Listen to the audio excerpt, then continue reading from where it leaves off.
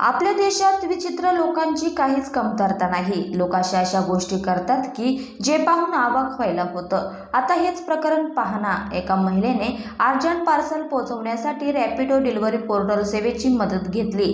आता तुम्ही म्हणाल मग यात काय विशेष? अहो खरा विचित्र प्रकार तर पुढे आहे। डिलिव्हरी बॉय दिलेल्या पत्त्यावर पोहोचला तेव्हा तो हैराण झाला, कारण ते पार्सल कचऱ्याच्या डब्यात फेकायचं होतं। अर्थात तरुणाने ह्या प्रकरणी महिलेकडे शंका उपस्थित केली, कारण त्या पार्सलमध्ये कुठली अधिकृत गोष्ट तर नाही ना, अशी भीती त्याला वाटत होती। पण काय सांगता, त्या पॅकिंग केलेल्या खोक्यामध्ये चक्क घरातला कचरा होता।